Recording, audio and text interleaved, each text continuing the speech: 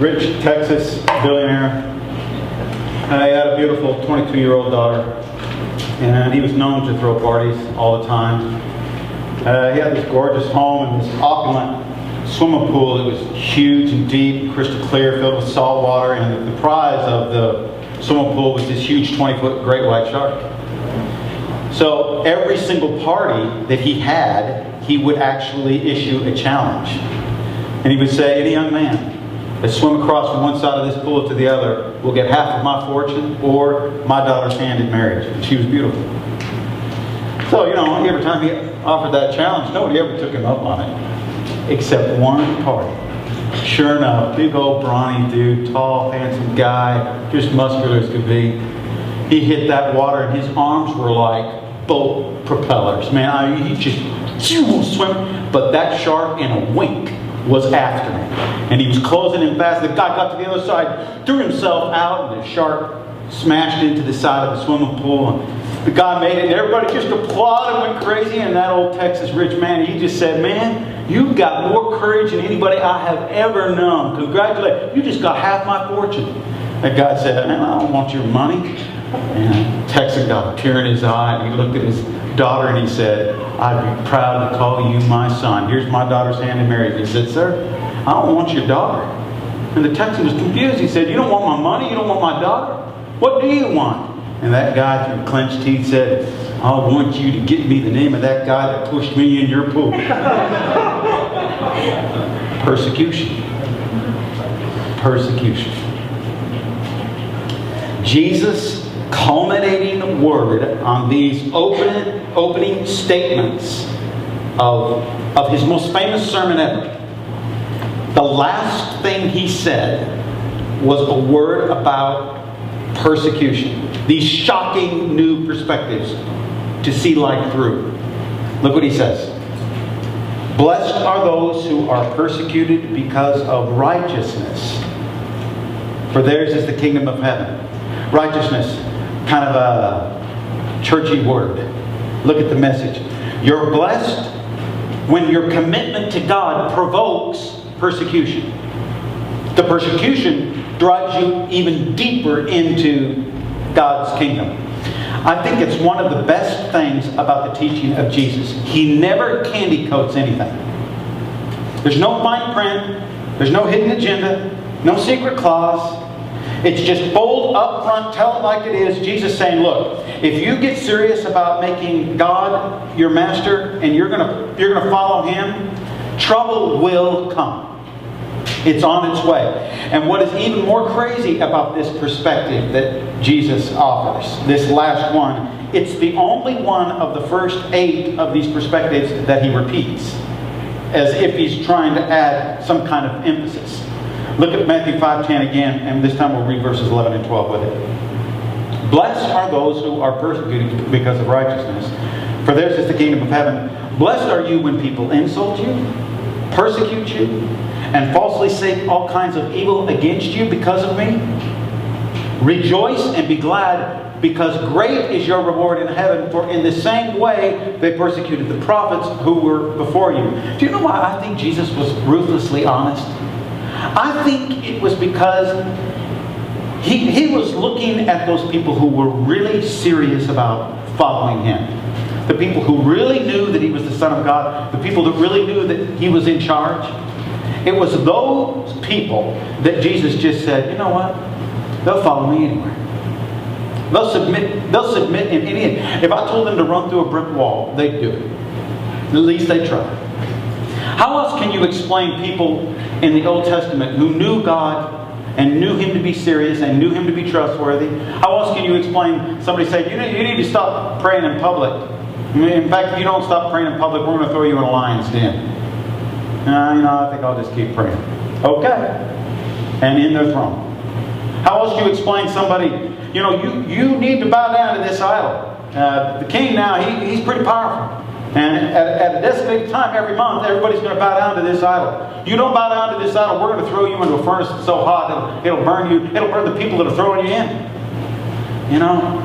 We've trusted Him this long. I think we're just going to hang in there. All right, and you go. 3? We throw in 3? How come there's 4?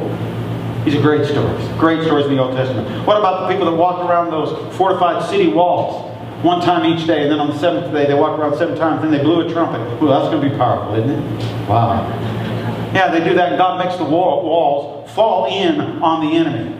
Crazy, crazy stories. Walking through the seas on dry land. I don't think your generation is holding back from following Jesus because we've made it too difficult. You know what I think our generation has done? The one that's just ahead of you? I think we've watered down the message of Jesus so much that it's like soggy bread. It doesn't hold anything. And I think you're a generation of people who want to know the real deal. I want to know what it really means to sacrifice. To give Him everything that I am and have. I want to know that. So Jesus doesn't pull any punches. Look at this from the Message. Look at verse 11 and 12 again. Not only that, Jesus says, count yourselves blessed every time people put you down or throw you out or speak lies about you to discredit me. What it means is that the truth is too close for comfort and they're uncomfortable. You can be glad when that happens. Give a cheer even. For though they don't like it, I do. And all heaven applauds. And know that you are in good company. My prophets and witnesses have always gotten into that kind of trouble. Now you guys, Jesus is real clear here. There are persecutions that all of us suffer because of our own poor choices. You know what I'm talking about? Because of our own mistakes, there is trouble that we'll go through because of our own mistakes. Jesus is not talking about that. I'll give you an example. I don't really enjoy sharing this example, but it illustrates the point. I was in 7th grade. That's the first, in our city baseball league, that's the first year of the Little League majors. Up to then, you start with T-ball, then you have Little League, then you have Little League minors, then you have Little League majors. In 7th grade, you're part of 7th, 8th, and 9th graders. After that, you go into Legion Ball. 7th grade, man, I'm there with the big guys. I'm there with the 9th graders. I was so pumped up. Only one problem. I got to the field an hour and a half before the game began. And our baseball field and complex didn't have any porta potties. Yeah. I finally got in right field. I'm out there. I hit the point of no return. I'm in 7th grade. I suddenly decided to water some of the grass in the right field. I ran to the dugout after we got our 3rd out, quicker than anybody, and I sat down and put my glove in my lap along with my cap and just sat there. Didn't think anybody knew. Oh, they knew. Now the persecution began. And the persecution came in the form of, hey, who's up? I think it's Bladderboy. That was the first time I knew, oh no, I'm in trouble. Oh no, Bladderboy isn't up, he's on deck. The one that's up, the one that's in the hole, that's Kidney Kid. And it was that way the rest of the season. That's persecution because of my own mistake. That is not what Jesus is talking about. He's talking about a different kind of persecution. In fact, look at this word from a converted fisherman named Peter. You guys aren't going to believe what he said about this. Look at this. He said, if with heart and soul you're doing good, do you think you can be stopped? You can be stopped? Even if you suffer for it, you're still better off. Don't give the opposition a second thought. Through thick and thin, keep your heart at attention. In adoration before Christ, your Master. Be ready to speak up and tell anyone who asks you why you're living the way you are, and always with the utmost courtesy. Keep a clear conscience before God so that when the people throw mud at you, none of it will stick. They'll end up realizing that they're the ones who need a bath. It's better to suffer for doing good, if that's what God wants, than to be punished for doing bad. And as if the readers that Peter was writing to didn't get it, only one chapter later, in chapter 4, beginning with verse 14, he says this. If you're abused because of Christ, count yourself fortunate. It's the Spirit of God and His glory in you that brought you to the notice of others. If they're on you because you broke the law or disturbed the peace, that's a different matter. That's your own mistake. That's your own fault. But if it's because you're a Christian, don't give it a second thought. Be proud of the distinguished status reflected in that name. Have you guys noticed how the criticism, especially in American culture right now, against Christianity and the Christian world is increasing more and more and more? And you know what's kind of funny about this? We almost act like we're entitled to not be criticized. And when the Muslim faith isn't criticized in America, and when the Buddhist faith is not criticized in America, and when the atheistic faith is not criticized here in our country, well, we get all up in arms. How come we're getting criticized? You guys, we're Christians. Our leader told us this would happen. Look at John chapter 15 and verse 18. If you find the godless world is hating you, remember it got its start hating me. If you lived in the on the world's terms, the world would love you as one of its own. But since I picked you to live on God's terms and no longer on the world's terms, the world is going to hate you. If Jesus said this before any of us ever surrendered to Him, why is it that we're so surprised in our American culture when Christianity is used and abused in the media and in our world? Jesus told us this was going to happen. If anything, there needs to be some of us that say, oh, we're getting counted worthy to be persecuted. Man, yeah, we can't say a thing about Jesus in our public schools. Did you hear that, kids? That means Christians are getting persecuted. This is just the way Jesus said it was going to happen. And when they embrace these other faiths, but there's this effort in our government to do everything it can to squelch Christianity, we're on the right path. This is the antithesis to what the world wants. It's a different way. And do you want to know why the world largely couldn't stand Jesus? I want you to look at this that's on the screen. It's because His life of goodness exposed their life of darkness. So when they were around Him, it embarrassed them. It even shamed them. And there is nothing worse for people of darkness than to walk into the light, to be exposed to the light. And you all, those of you who have surrendered your life to the Lord, you're a child of the light. We're children of the light. And when children of the light get around children of the darkness automatically feel judged. Because their sin is exposed. They look at your life and you're trying to live like Jesus and you're loving people and you're forgiving people and you're kind to people. You're not judgmental. But they feel judged because you're unbelievably good to the people around you. Especially to the people who don't deserve it. And when you give forgiveness and mercy to people left and right, the people of darkness say, I don't like that. But when you act like the world, as a child of light, when you act like the world and act all mean to somebody else, and you have this sense of entitlement, you realize entitlement has nothing to do with Christianity. If you want to follow Jesus, you completely let go of everything. You deny yourself. That's the opposite of entitlement. We don't deserve anything. So when you live like that and you get around people of the darkness, because that's why when we're around people who don't believe, we've got to be so gentle. We've got to be kind and patient. We've got to be very, very loving. Because you just living trying to be like Jesus is going to be so much light, it's hard for them to be around. Because they see your goodness. And it's not you, it's Jesus in you. But the way you treat other people is foreign to them. That's why you got to go. So you got to use kid gloves. You got to be so careful not to offend them, not to come down on them. They're already feeling it by watching the way that you live. Okay, so I think basically we've got two ways that we could respond to persecution. When you're persecuted for His sake, for righteousness' sake, when you're persecuted because you're following God, there's two ways we can respond. And one is a natural way, the natural inclination of the fleshly man. And the other way is a spiritual way. The first way, the natural inclination, that inclination when I am wrong, when I'm being persecuted, and I'm being persecuted because I'm doing the right thing, my natural inclination is to retaliate.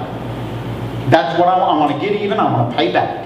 That's the natural man inside. And in fact, if you internalize that and you don't show that retaliation on the outside, what happens is on the inside, there is this resentment that begins. And resentment will give way to holding a grudge. And a grudge will give way to having bitterness. And bitterness is absolute poison to the soul. It tears us up.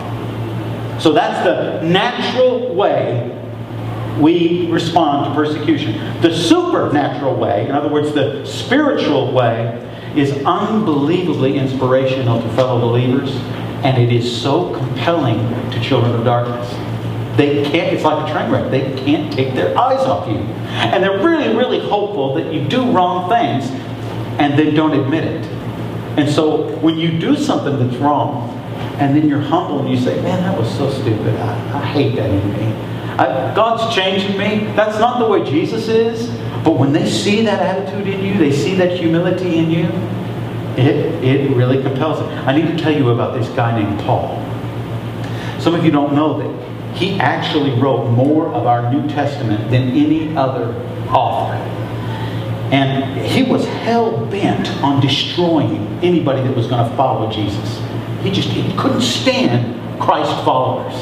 He had this miraculous conversion. It's crazy how it happened. Jesus revealed him to Paul on a road when he was about to do some more terrible stuff to some Christians at another place called Damascus. Crazy, crazy story. You can read this in Acts. It's great. Well, so now he goes through this training. He's in Arabia for like 14 years. And he's trying to have to get rewired because he was so bent against Christians. And now he's starting to see, oh my goodness, that's the way, that's the light. And then he spent 3 more years in Jerusalem under the tutelage of some of the elders. And then he starts these journeys where he's a church planter. And he goes around and he's going around the Mediterranean and the Aegean Sea coast ports. And he's establishing all of these churches. And he even goes inland in Armenia and Turkey and some different places. So for about 20 years, this guy just goes all over and he endures unbelievable difficulties. He's persecuted like you can't believe. In fact, he wrote down some of his persecutions when he was writing his letter to a band of Christians that were in Corinth, that city.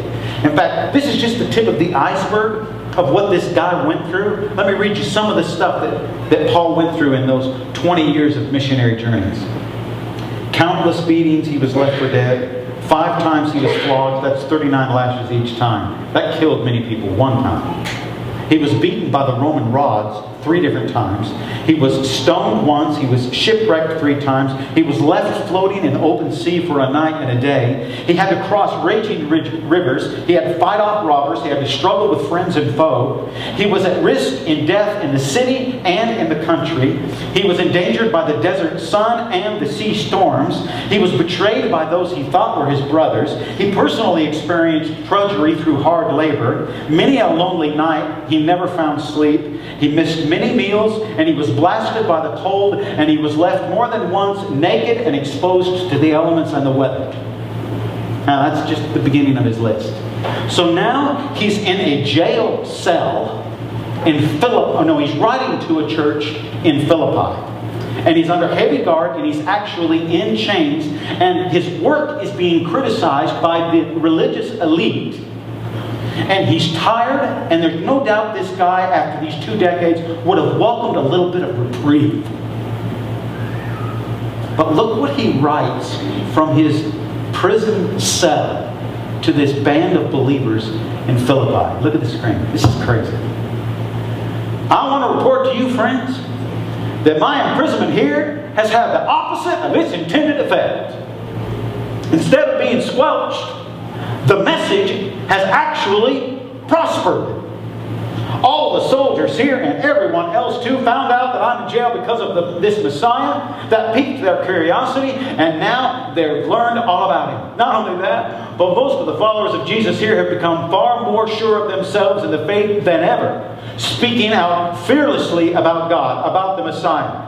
And I'm going to keep that celebration going because I know how it's going to turn out. Through your faithful prayers and the generous response of the Spirit of Jesus Christ, everything He wants to do in and through me will be done. I can hardly wait to continue on my course. I don't expect to be embarrassed in the least. On the contrary, everything happening to me in this jail only serves to make Christ more accurately known, regardless of whether I live or die. They didn't just shut me up, they gave me a pulpit. Alive, I'm Christ's messenger. Dead, I'm His bounty. Life versus even more life. I can't lose. As long as I'm alive in this body, there is good work for me to do. If I had to choose right now, I hardly know which I'd choose. Hard choice. The desire to break camp here and be with Christ is powerful. Some days I can think of nothing better. But most days, because of what you're going through, I'm sure it's better for me to stick it out here. So I plan to be around a while, a companion to you as your growth and joy in this life of trusting God continues. You can start looking forward to a great reunion when I come to visit you again. We'll be praising Christ, enjoying each other. Meanwhile, live in such a way that you are a credit to the message of Christ. Let nothing in your conduct hang on whether I come or not. Your conduct must be the same whether I show up to see things for myself or hear of it from a distance. Stand united, singular in vision, contending for people's trust in the message, the good news, not flinching or dodging the slightest before the opposition. Your courage and unity will show them what they're up against. Defeat for them, victory for you, and both because of God. Now you guys, watch how he ends this. There's far more to this life than trusting in Christ. Stop there just a second. Don't read the screen. What? There's far more to this life than trusting in Christ. You gotta be kidding. Look what he says. There's also suffering for Him. And the suffering is as much a gift as the trusting. You talk about a perspective change. Can you imagine we Americans who love our luxury and love our comfort and love our time would have a generation of people that actually counted themselves privileged to suffer because there's something that we're doing and following Jesus is making us face opposition? And when we would challenge one another about it, the immediate response would be, oh, I give that opposition. I don't even give it a second thought. I can't believe I get to suffer for Him. You talk about mind reversal. Blessed are those who are persecuted for the sake of Jesus. They get closer to the kingdom of God than anyone else. The upper echelon, the blessed, the upper echelon of God's society, the upper crust, are the ones who count persecution as a privilege. Okay.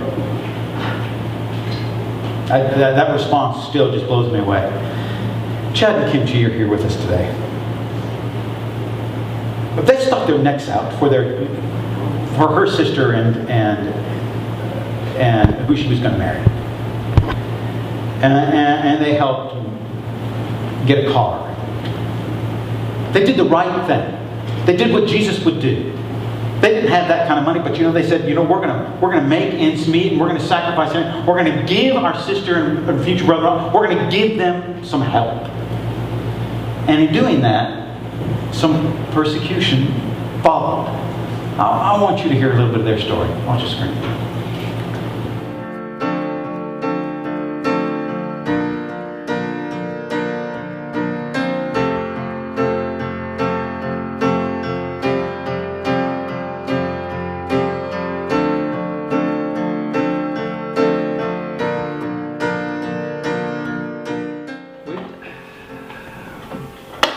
I don't know, we've just gone through a lot with, like, financially, we co-signed for a car for somebody, because they were engaged to our sister-in-law, or my sister-in-law, her sister, and everything was on the up and up, we thought, and everything went south with them, and he started drinking and then got in a wreck with the car and just had us stressing, because at that time, that was before Shiloh was here. We both had jobs, and since then, when we co-signed, we both had jobs. Kim decided to stay home, be a stay-home mom. Shiloh, only on one income, we can't, take responsibility of that car. And so we've been stressing out, worried about, if he can't pay for the car, what's going to happen to us, and what are we going to do? That on top of dealing with only one income, because that's huge in itself. Figuring out how you're going to make ends meet. And also, with a lack of friends and a lack of, I don't know, her sister's leaving, it's just left us with just kind of each other. Like, that's all we have is what you see here. Us and God. You know, we were worried because we didn't have money for groceries for, I think it was going to be over 2 weeks. We weren't going to have money for groceries, and you know, we don't want to ask anybody for anything, so we were just going to deal with it. I mean, there's ramen noodles. I could find, you know, a quarter somewhere if I have to. So we were kind of just praying about it. I mean, we were stressing, but we were just trying not to think about it, just make it the best of the worst times. And then all of a sudden, Chad walks in the room one day with a piece of mail he got, and he just holds out this card to me, and I open it up, and it's from his grandma. And then he hands me a check that she had written to us for $100. And I mean, what? It's just the timing thing again. Like, I just looked at him like, there's our groceries right there. We needed groceries. There it is. So we were so excited over that. And we go and we're getting our groceries, and we're in line, and I happen to get behind one of my good friends, and you know, she gets done getting her stuff, and as she goes to leave, she throws a $20 bill at me, and she's like, I didn't spend quite as much as I'd wanted, so here you go. And I was like, are you kidding me? In the same day, like, it blew my mind. There was our groceries plus more. We had extra, and I know that that was from God. I know it was. I have swore to more than one person that I am never going to church again. It was very well known. I'm not going to church again. You know, I've been there, I've done that. Chad had been bugging me for ever on going to church, and he had talked to me about this church and that church, and he came to me about the ad on Craigslist, and he kind of read through what it said, and I was sitting there and I'm like, I'm gonna have to go, so he'll just leave me alone about this. I'm never gonna hear the end of it if I don't just at least give it another try. So I said, fine, I will go once, and then leave me alone. I don't want to mess with it anymore. I'm just going this once. So that's that. So when I got there, I was expecting, honestly, to be disappointed. And the whole time I was sitting there almost just shaking my head, and every once in a while I could see Chad kind of looking at me, and I'm just like, just shut up.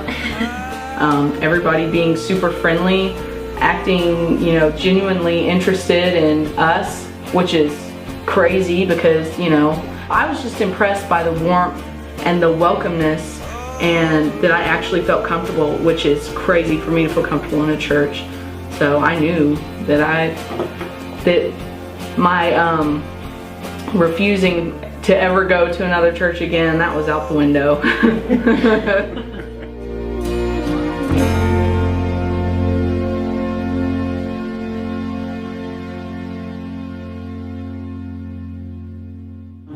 You stand up for what you think is the right thing. They stood by their sister and brother-in-law. They did the right thing, and they ended up really going through a difficult trial because of that. And it put them in a bad way. And then God just one time after another did things to make them remember, I got you too. I've got you covered. I've already given you the most beautiful little girl in the world. Shiloh, babe, and they know it. And they can't quit talking about it now. That's the kind of God we have. We don't endure the persecution with joy because of what we expect Him to do on the other side. Y'all, we endure the persecution with joy because He deems us worthy.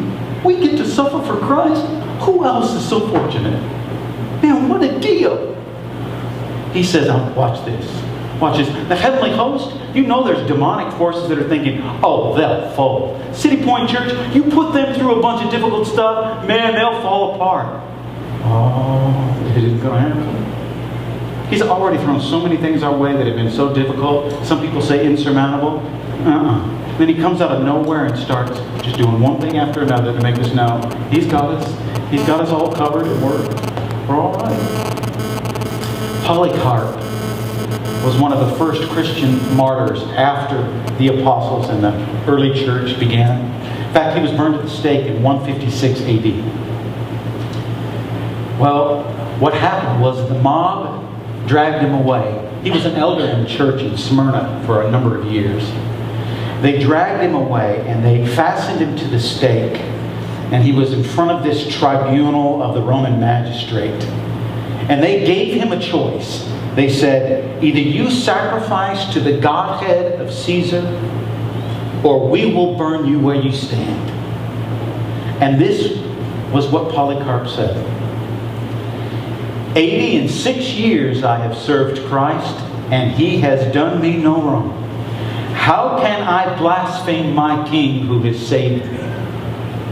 And with that, they poured the oil on the wood that was at his feet. And before they set it afire, this is the last prayer that old saint uttered. O Lord Almighty, the Father of thy well-beloved and everlasting Son, by whom we have received the knowledge of you, I thank you that you have graciously thought me worthy of this day and this hour. And with that, they started that oil of fire. You know what I see when I look at you? I see a room full of people who've just got bumped into a swimming pool with a 20-foot great white shark. And you don't know if God's going to let you to get to the other side or not. But what you're starting to see is that, we're going to get to the other side one way or another. We'll either get to the other side of the pool and we'll keep living here, or that shark will get us and we'll get to the other side and we won't be living here anymore. And believe me, if that happens, we're in a better place. You're going to get to the other side one way or the other. Either you're going to keep living here or you're going to start living there. We're in a no-lose. We're in a no-lose. Can our eyes of faith embrace suffering in joy? Blessed are those who are persecuted for righteousness, for theirs is the kingdom of heaven.